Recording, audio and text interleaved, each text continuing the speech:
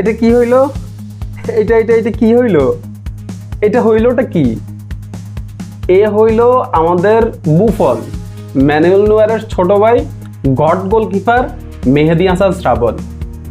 এই মালটাও আমাদের পাড়ায় যেই ফুটবল ম্যাচ হয় ওইখানে যে গোলকিপার থাকে, ওই গোলকিপারও তো এই মালের চেয়ে আরো ভালো হয়।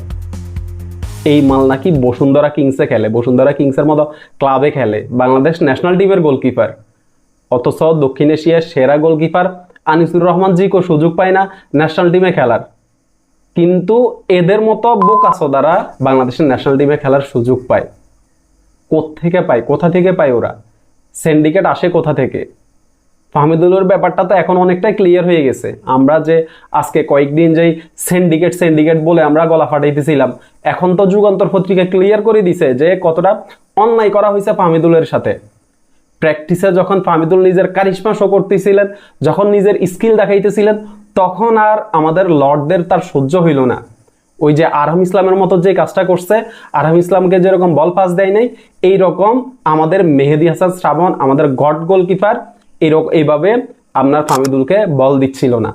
এটা নিয়ে ফাহমিদুল কোচের কাছে অভিযোগ জানায়, কিন্তু কোচ শ্রাবণকে কিছুই বলে নাই। উল্টো আরো ফাহমিদুলের সাথে এক কথা দুই কথা হইতে হইতে ফাহমিদুলের উপরে কোচ বিরক্ত হয়ে যান, ফাহমিদুলকে দল থেকে বাইর করে দেন।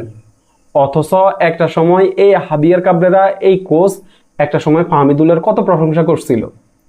কিন্তু এই যে সিন্ডিকেট, এই একটা সিন্ডিকেটের কারণে শেষ পর্যন্ত কোচ ফাহমিদুলকে আর দলে রাখে নাই।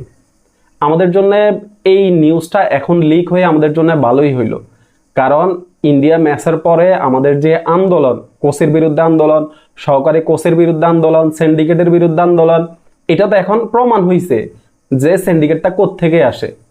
25 তারিখের পরে আমাদের যে আন্দোলন, ওই আন্দোলন চলবে এবং ওই আন্দোলনের মাধ্যমে বাংলাদেশের ফুটবল থেকে সিন্ডিকেট ধ্বংস করা হবে।